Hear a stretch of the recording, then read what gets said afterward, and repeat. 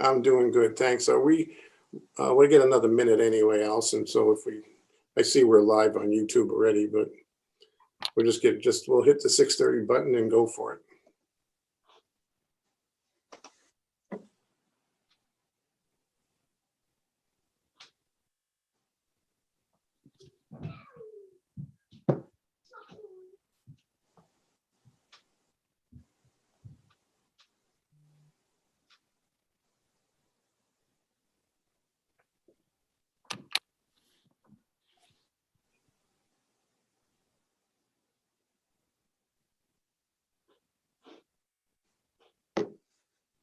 Okay, we have 6:30 and we have a quorum.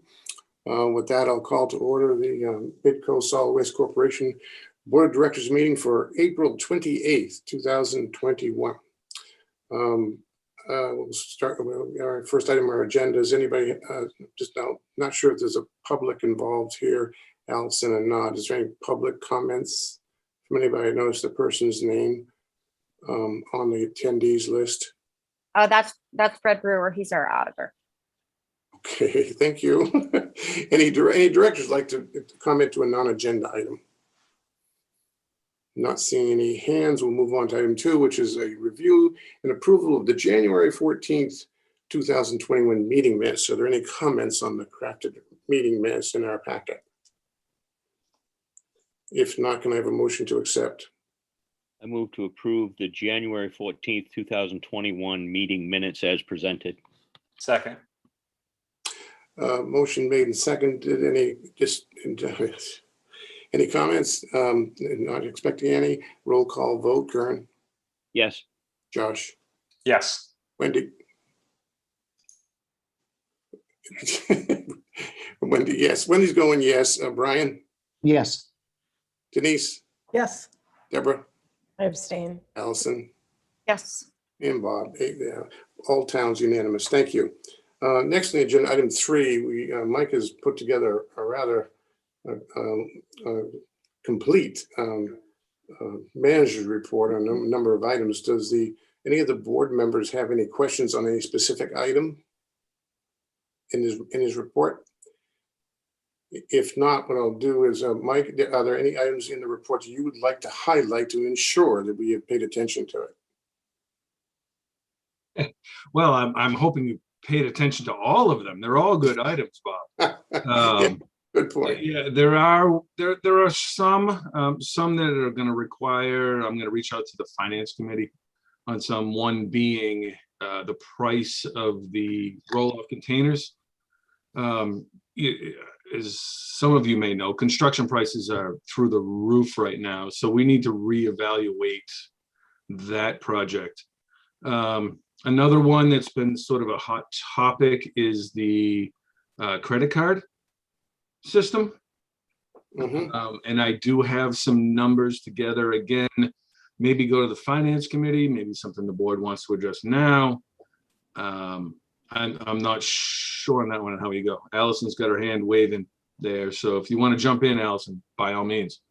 No, I didn't mean that. If that was like a wild waving, it was meant to be more like a, oh, whenever you're ready. Yeah. No, I mean, those are the two big ones. So. Okay. Any comments from the board on these matters? We will probably address those at a future meeting, Mike, because we need a proposal for that. But go ahead, Brian. I didn't know if we were going to discuss that at the, during the financial part of the discussion, but I did want to ask Mike some questions pertaining to the new proposed credit card, pay with the phone, and the new fees. So could you, I read your report.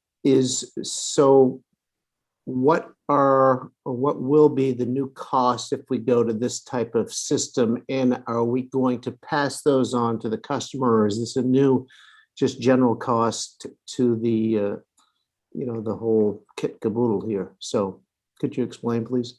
Sure, and great question, because that's what I've been trying to figure out, is what is the processing fees and transaction fees going to result in, which is a little difficult to quantify. And I'll back up and say that I reached out to this company, Heartland, Mm-hmm. and I've looked at some others like Squarespace and some of the other common ones that we use, but this Heartland mobile pay program seems to work the best for us.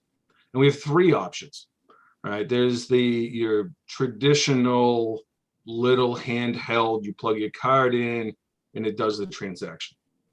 Another option is a sort of a virtual terminal, which will offer, like, customers would have to give their information to the gatehouse and they would enter it into a system. It's a good system, but it's going to take time. And considering the gatehouse, it's not really feasible. The third option is more of I'll say, a younger generation, tech savvy, sort of a text app where the gatehouse would run a transaction, provide it to the customer, and then they would then go into the app and then pay on a secure website, our secure website. The problem with that is there's no security. So Brian, you come in with $20 worth of materials and I say, all right, you send, I give you a number, you text it to this app and you drive away. And I have no way of tracking you from that point on. Okay, so it really narrows it down to the old, I'll call it old fashioned, to plug the credit card into the device system, right? So that's how I've narrowed that down. And it would work best. The cost would be, I think it's $100 for the card reader. We would need a dedicated phone or iPad or similar tablet device. And then they're charging 0.6% processing fee, and then 10 cents per transaction. Okay, so in my management report, I put together some numbers. Okay, and then basically what I did is I went and pulled a bunch of just random days to try to get sort of an average of an average daily number of transactions and an average number of daily sales, right? And I took the higher end and I rounded, and it was this is all rounded. So I $2,000, which is a pretty median day. Slow Wednesdays maybe only 1,100, but we could see 3,500 on Saturdays. So it's a middle of the road number. Transactions, though, are a little more difficult to figure out. We can't really run a report to tell us how many transactions we've had in a year. Right. The system isn't spitting out that info. So I used 200 because I looked at a bunch of Saturdays from like August, July, heavy days, and then some of the slower days in January. So 200 is a conservative high estimate. So if you had $2,000 worth of sales and 200 transactions, the processing fee total combined is $32 for that day. Okay. And then what I did is I used 260 days. That's the average. Okay. I didn't take out holidays or any of that stuff. So an average of 260 days, I think it was $8,300 for the year. Yeah. Is what it would cost in processing and transaction fees. Now, what we can do with that is we can go back to the company. We can add those fees into when they process the credit card. So if you want to pay with a card, all right, say you're buying a $10 thing of bags. Right. Yep. Okay, so your bags are now going to cost you $10.60. So whatever that transaction fee may be. But if you pay cash, you're still paying $10. Right. And I think that's the best way to do it. Yeah, Allison, go ahead. Yeah, I mean, I think that's clearly the way we would do it, and even erring on the side of making sure that it's paying for the system, and we don't need to make sure that we're not charging them any, not a cent more than it's actually costing us. I think it should be like a little bit of a comfortable margin, so we don't have to change it all the time. It should pay for the system, and people still have the option of doing it the old way and saving themselves the 6% or whatever it happens to be. But this is a request we've gotten lots from people, and Mhm. the people that want to, we can make it available to them, and the people that want to use it can be the ones kind of paying for it as well.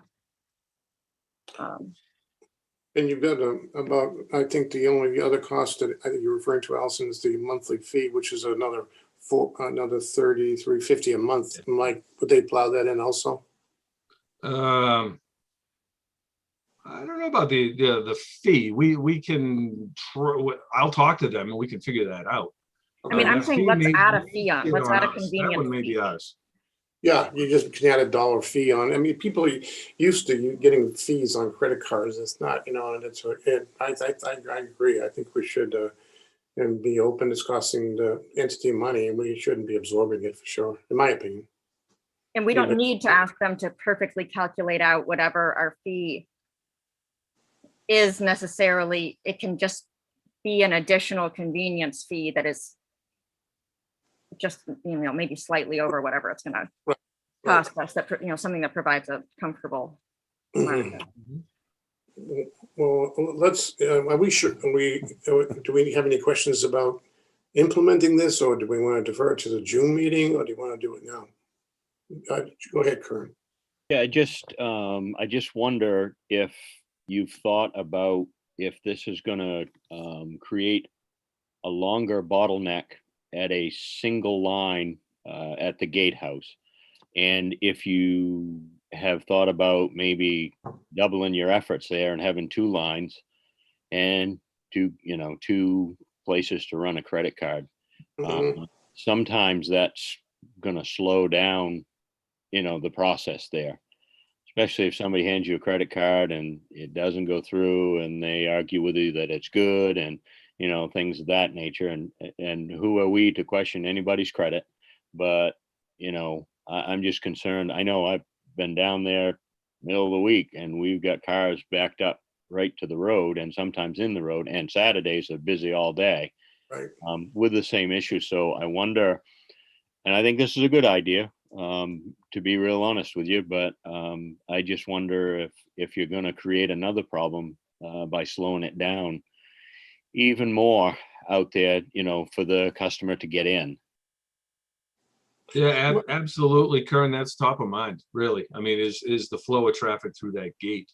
And I have considered, I mean, we have the access. We have two gates that we could use.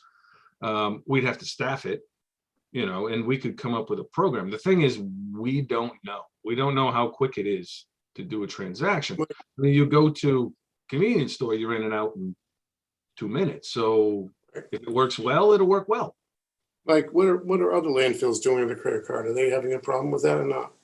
No, I haven't. And I've one resource I talked with Dave St. Laurent, and there are other options. I mean, there are systems you can put in place for residents that can have sort of a card they sort of swipe and go and move through. So there are other options. This was one recommended by our IT company that we use that I've pursued.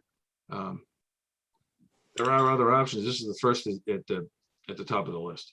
So, Thank you. Yeah, I would. We've got I think that I would be surprised if the credit card thing has caused huge problems downstream. But I want to address Denise first. She's had a hand up for an hour. Well, I wondered if this would help us on the accounts receivable front if we had the credit card ability to pay, because that's sort of a lengthy list of. well, interesting that you mentioned the account receivable. If we went with this app program, so if we were to double up and also use this other service, we can provide that to regular customers that have accounts, so they could pay through that app. So instead of Beth taking in phone calls and credit cards in that way, they can pay through the app.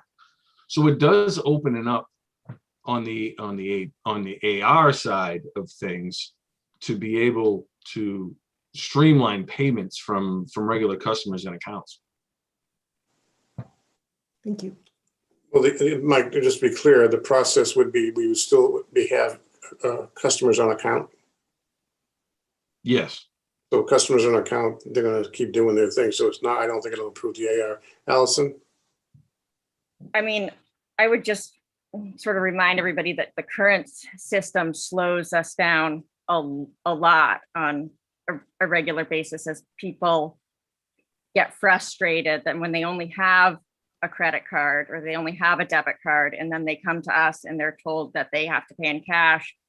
And, sometimes they sit there and argue, or they look for, they have to look for cash in their car, or Yeah, I think in general, it's slowing us down right now rather than would agree. speeding I would us up. agree. The fact that, our current system, because it's just really not normal. Oh, Fred Brewer actually has his hand up here, and as he might have valuable information. Do you want? I'm Wait, gonna bring him let me in. have Josh first. Josh? Yeah, so I certainly think this is a great idea. I think we should implement it as soon as possible and try with one line. And if it slows down traffic instead of speeding things up, we can, consider having two lines. But why wait? I mean, I've always wondered why we didn't do this at the transfer station, and I don't pay for anything in cash. And so it's always like, before I go to the dump, make sure I have money on me. Yeah, I agree with you, Josh. You had your hand, Brian. Yeah, I'm with Josh on this one and Allison, and with all due respect, Kern, I think it's sort of a wash, those that want to pay with a credit card or debit card and or cash, because we've all been behind the people paying with cash that are saying, I know I have 2 more quarters somewhere in here, and they're looking, so Absolutely. So I think at some point we've got to do things like this for the next generation that's coming along, because we are going to somewhat of a cashless society. Sad as that may be, but that's the direction that we're headed. Yeah, does anybody disagree with that? Because otherwise I'm going to move on. But I think, Mike, we need to implement it.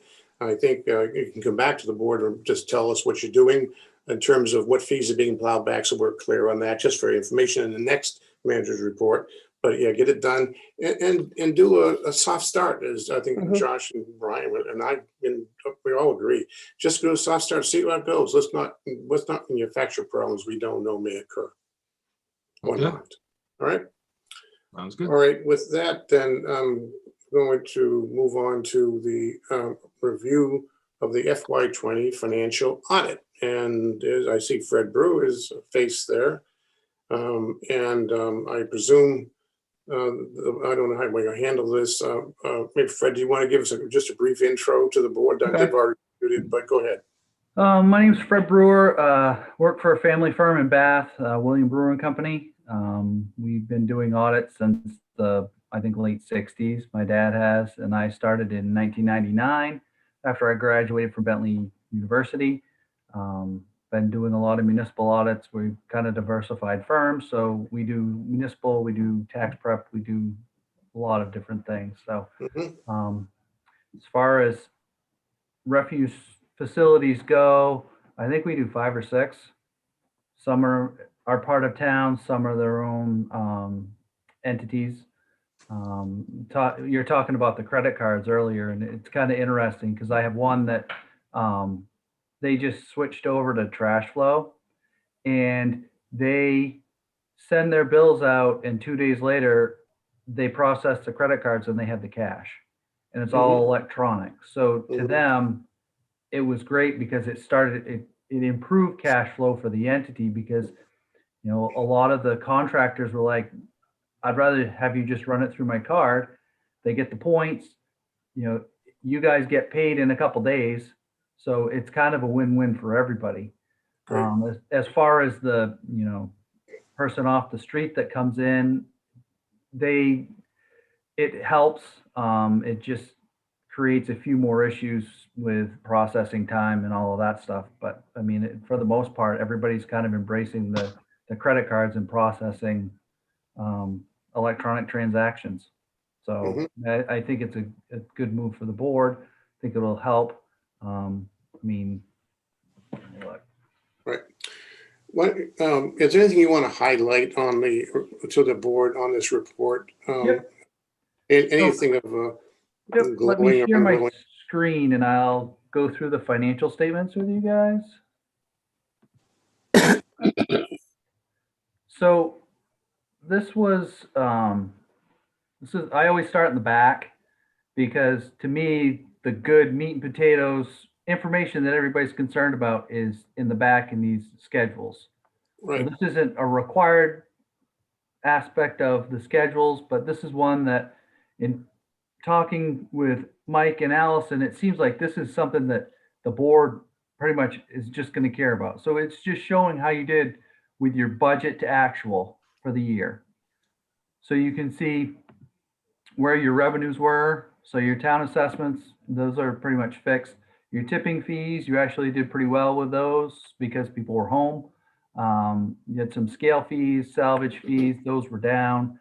The paper bag fees, those were up.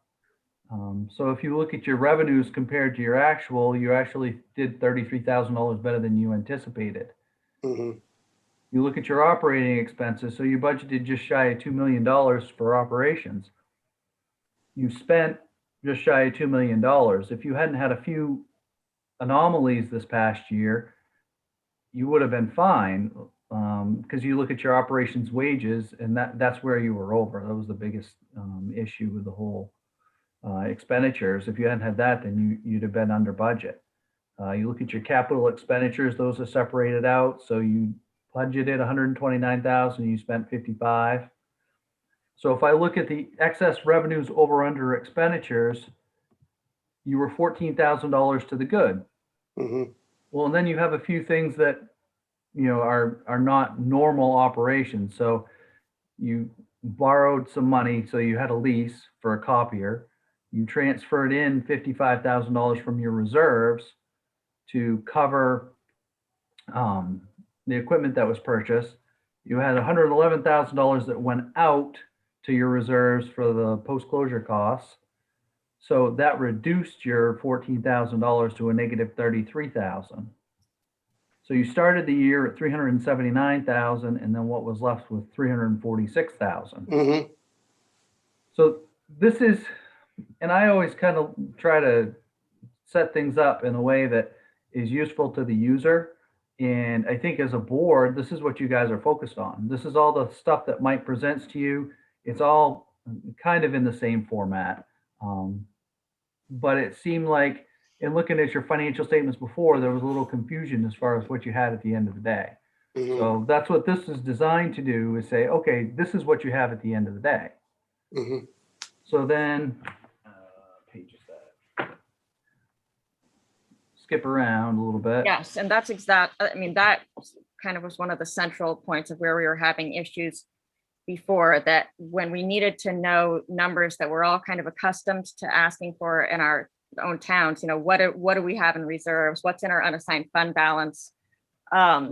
Because of it being set up as a corporation, the other auditors were kind of like, well, we don't want to give you things in those terms. We want to tell you about net position, and your net position is negative $4 million because of your landfill. And Yep. So this has definitely been a big help seeing it in these terms. So this page here that I'm on takes that way that you guys are thinking. So you had that negative $33,000 that's at the top, and then it adjusts it. So it's going to add back for things that you get a benefit for over the long term. So that's your fixed assets. That's the $80,000. The interest expense, in the way that the corporation thinks of it, it's money that has gone out as far as cash goes, but the principal portion of the payments reduce the liability. So it's not cash flow oriented. Mhm. So, and then you can see the reserve activities. So all of the activity in each of these funds. So some of that's a transfer, some of that's investment income. They have the OPEB adjustment, which it's other post-employment benefits. So it's just if Yep. all the employees were to retire, you'd have to come up with $1,327 to cover your post-employment benefits. Depreciation, so that $80,000, you're going to expense it over its useful life as far as the corporation goes. So that's the depreciation on all the assets for the entity. You've got your lease proceeds that come out, and then you can see the change in the two different reserves. So your change in net position is $129,000, which Yep. page 7.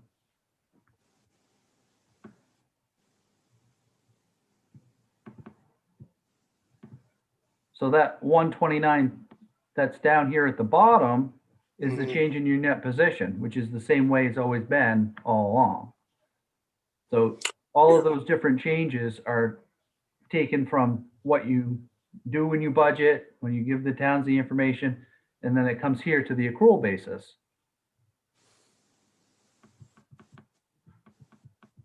So then everybody's concerned about what they have, which you've got cash of about 700,000, $114,000 in accounts receivable.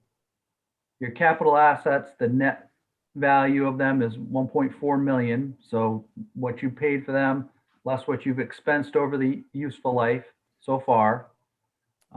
You've got some restricted cash. You've got restricted investments, and then the due from other governments is the funds that each of the individual sending towns or participating towns have saved out to help with the post-closure costs. So that 1.3 million you don't have sitting in your checkbook, but the towns do. So that's available to you when you close. So Which there's is that. perfectly, I really like the way you did that. It's just very understandable and helpful. Try to keep it simple. So much better. Yeah. I don't want to try to talk over your head. If I'm talking over your head, ask a question, because I want you all to understand what's going on. So your liabilities, what you owe. So accounts payable is about $81,000 at the end of the year. You had some accrued payroll taxes, and then $37,000 in the short-term portion of your debt. And then your non-current liabilities of 4.8 million. So most of that is the closure and post-closure costs. So that's $4.6 million that you need available when you finally close. So the deferred inflows of resources is related to other post-employment benefits. So that's a liability. So you'll owe that if you close down. I don't think that'll happen. So your net investment in fixed assets is 1.3 million. Your restricted deficit is 1.4. That's because you've got those two big post-closure costs that are out there, and the assets that you have available to pay those aren't quite enough.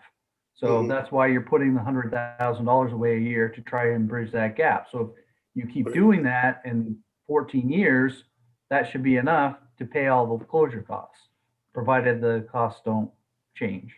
Right. Although quickly, an important point there is that only half of those post-closure costs are due at the time of closure. A significant amount of the post-closure is annually thereafter. So. Yep. Yeah, I mean, you've got enough to get you through a couple of years. Right. After you close it. So, I mean, I think you're sitting pretty well. You put some money away and there's funds available in case you need it. So I don't think you're necessarily in a bad position. It looks like it because it's a big negative number, but at the end of the day, you've done pretty well looking at the trends. You've tried to keep that landfill going as long as you can. So the longer you keep it going, the better off you are. I mean, it's just like if we were to look at 30 years worth of road costs, if the individual towns were forced right now to account for the liability of all of the road work that's going to have to be done over the next 30 years, then we'd look pretty bad too. Yep. Okay. So in the notes, which is the center part of the audit, there's future accounting pronouncements. Feel free to read them. That's what's on the horizon. There's a bunch of stuff on leasing and other stuff that really doesn't apply to you guys. Right. Cash. So one of the things that we are looking at as auditors is, back in the early 1900s, when all the banks failed, they had Federal Deposit Insurance Corporation that was formed to help protect everybody's funds. So if you look at what your cash is, it's about 811,000. The bank has 840. And because of the way that you've got the mix done, you've got 840 that's covered by Federal Deposit Insurance Corporation. So if the banks were to fail, they would give you your money back. So there is very little risk as far as loss if the banks fail for you guys, which is great. The other thing is your investments. So it's the same thing there. Those are protected. That's SIPC. Mhm. So you guys are, your funds are protected, which is great. Property, plant, and equipment. I usually use this as my barometer to see how you're doing, keeping up with spending on your capital items. I understand that it's not going to be consistent straight every year, but if you look, you spent $97,000 on new assets, that number there. But what you were expensing based on the useful life of your assets is 160,000. So if you follow the, kind of straight line looking at it, you should have spent $161,000 on capital items, but you didn't. The caveat there is you guys have been putting money away into reserves. So that helps to bridge that gap. So in the years where you don't spend a lot, you've got money that's building up. So in the years that you spend more than the 160, the funds are available. Can you help at that? You lost me a tiny bit. Where do those numbers come from? So in the additions column, that $97,000 is the fixed assets that you purchased last year. So that would be, can you give me? There was I think a loader in there. Okay, And, right, because we paid for that outright. Yep. And then there was some stuff that was done to the, and I can never say it right, yeah, I can never say it right. What it's like the, The, Leachate pump and, yes, yeah, oh, yeah, Leachate. okay. yes. Yeah. So that's the improvements that were there, was the leachate.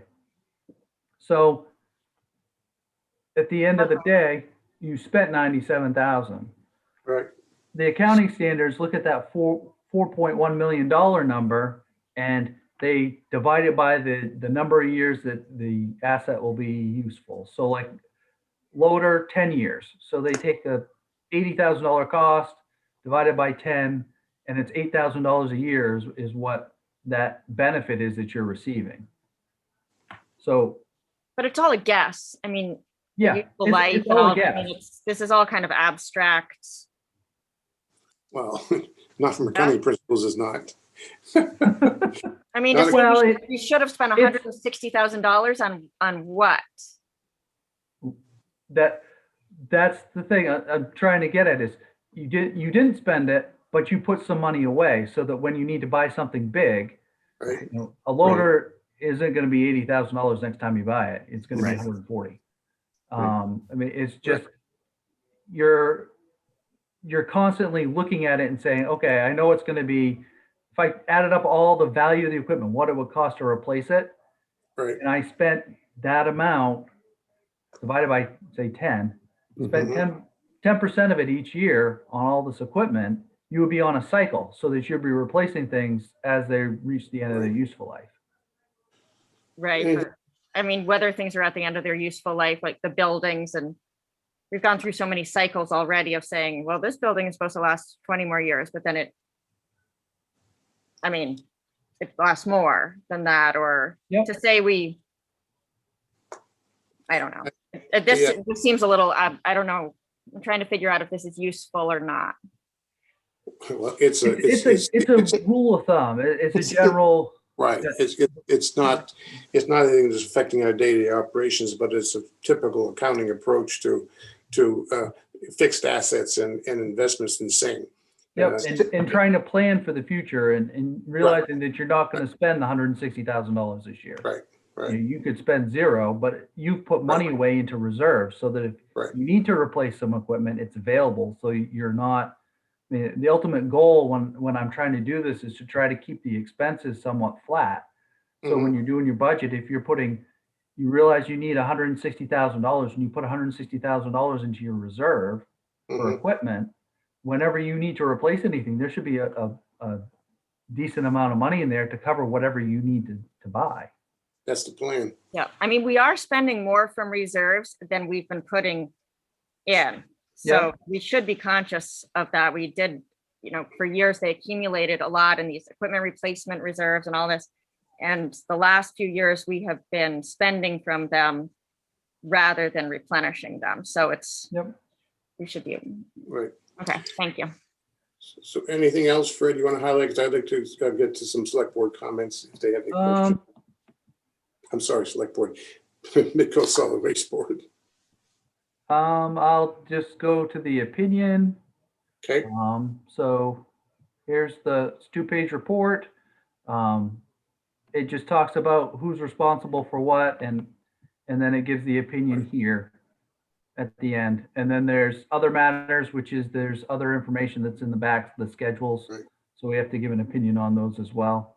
Right. But it was an unqualified opinion. So right. Well, let's unshare the screen now so we can go to the questions, Fred, please. Anybody have any questions about this audit report that's been submitted to us? Good explanation, by the way, Fred. Thank you. thank you.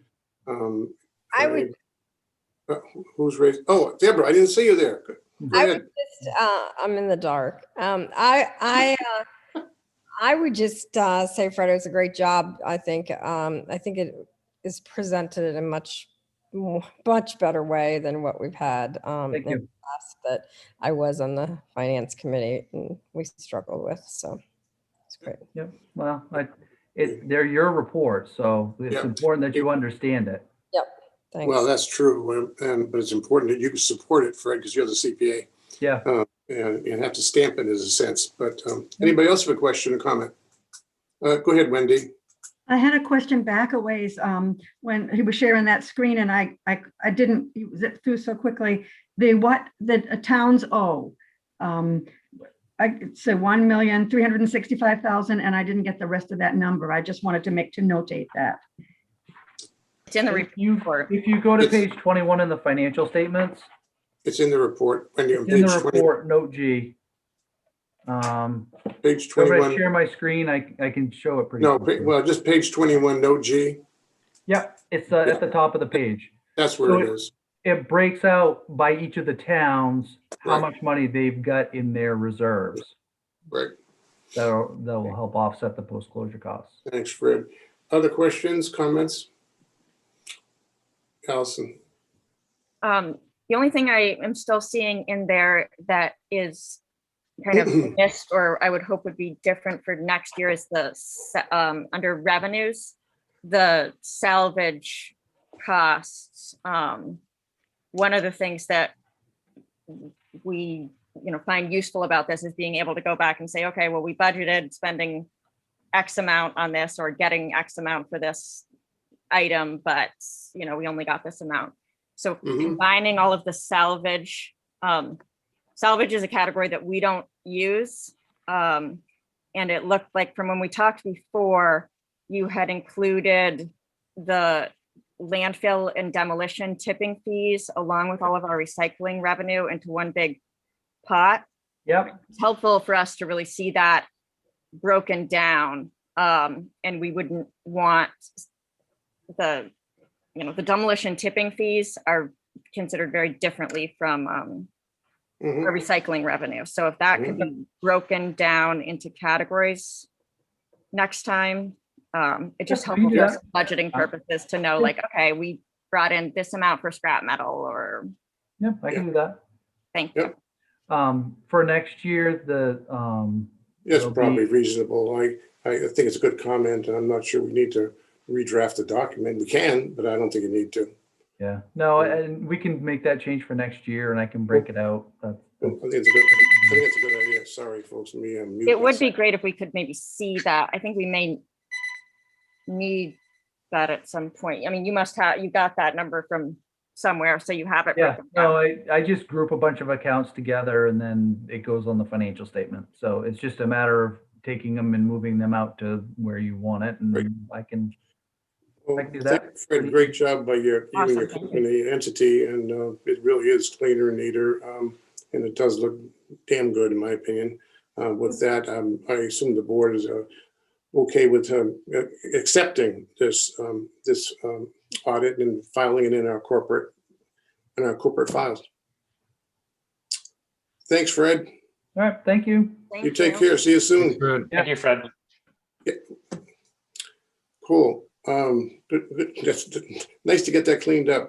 Thank you. Oh, I'm so Good happy. job. Good job, Finance Committee. You did a great job. It's not always the easiest thing in the world. CPA stuff is kind of like a 4-letter word sometimes, but it's good job. Well done. Item 5 on our agenda, I was requested to put this on for the Personnel Committee. Unfortunately, when we lost Dave, Kern took over, and he's requested that, Kern, maybe you intro this and explain what we need to do here in terms of appointees. Yeah, as we all know, or past selectman David Barrows was on the Personnel Committee, and typically we, since we've been doing that, we've had a member from each town on all of our committees, or have tried to do that. I've recently spoken to Josh about taking over Dave's spot to finish that out. I don't know what the length of that participation is. I don't know when Dave started, but I would like to, and also I think we have a spot for a Rockport representative as well. So I just want to make sure that we have our committees full. I know things are going pretty good for us right now, but I just want to make sure that we continue to do that. We seem to work very well under these committees when they're full, or at least that's been my experience. So I just don't think we should change that. Mhm. And I don't know if somebody knows what the ending of that term is for to be filled, that would be great so we can make that nomination. I think, does it end when, when their term for Midco Solid Waste from the town is up? Or does Allison, do you know? No, So maybe, I mean, I don't know if it says something specifically in our bylaws. I think it's more fluid than that, but it's just that until we change that the people serve on the committees until their term is up, or until we move them around. That's correct. The spreadsheet that Beth puts up once a year for us, that shows the committees, doesn't have any end dates on any person. So I think we could, if Josh is willing to consider being on the Personnel Committee, since it's the only other option we have for Lincolnville, because there are only 2 of you, we can consider that. What about the Rockport issue? Unfortunately, before I get a limited situation there too, because I think Denise is the only one that may survive beyond June 1st. Yeah, I'm not running for re-election, so yeah. You don't want to keep doing this? Well, I mean, I've actually said to Denise that I'm willing to continue to be on this board if nobody is like fighting for it on the select board after June. But if somebody wants it on the new select board, then it's theirs, obviously. Right. It would be, Sometimes you have to I'd pay. be sad to lose you, but- Denise, do you want to make a comment? I know you were. Yeah, I was just, I wasn't fast enough to get off the mute, but that's what Deborah had indicated, that she would like to continue serving on Midco Solid Waste, and we'll see what happens with our organizational meeting, but I think. Deborah, are you currently on the Personnel Committee? No, I'm not. Okay, so we need a person from Rockport. If we're gonna do all 4, we have a choice. We can either make one now, or you can always wait until after the election in June. Are you on any committees? Do you need on committees? I'm not. We all have to do some, I think, right? Deborah and I will talk about it, and we'll get back to you. All right, why don't you do that? In the meantime, Kern, if you would like to move to have Josh take your place in the committee, that sounds like you're suggesting it's a done deal. Let's do that. Yes, I move to appoint Josh Garrettson to the Personnel Committee as a representative from Lincolnville. Second. Motion made and seconded. Any discussion? Roll call, Allison. Yes. Wendy. Let's go yes, Sure. Wendy. Sure. Brian, Yes. Deborah, Yes. Denise, Yes. and who am I, Miss Kern, Yes. And Bob, yes, also good. Okay, unanimous town vote for Josh joining the Personnel Committee. Thanks, Josh, for your help. Thank you.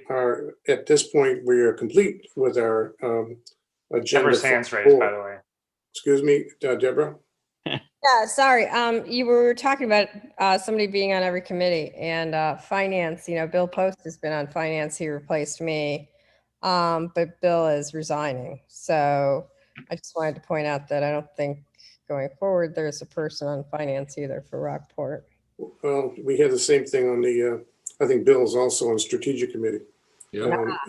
So we have a number of committee things to deal with as we turn the fiscal year. Yeah. Yeah, right. I think, but yeah, I think we had to revisit. We haven't revisited that in a while. I think the last time we popped it up was like late last year. Allison, you have a comment? Yeah, just it may make sense at some point to revisit the conversation we started at one point about whether we would want to go to in some cases, a more select board model where sometimes there could be committee members who would not be board members. Mhm. Yeah, I agree with Just that. kind of spread the work out a little bit and take advantage of the resources we have. Well, there's also the task force model that plays also, which is similar to what we're doing in the strategic committee, but I think we can get on the next agenda. In June, it'll be on next agenda.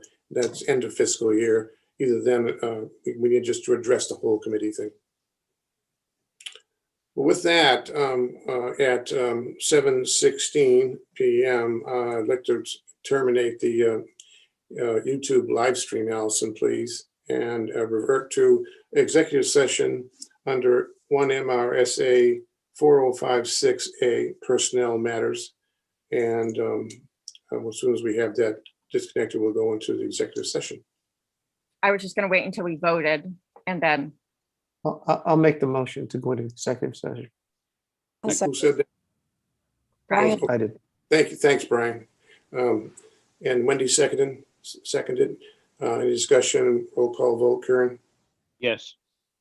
Josh, Yes. Deborah, Yes. Denise, Yes. Wendy, Yes. and Allison. Yeah.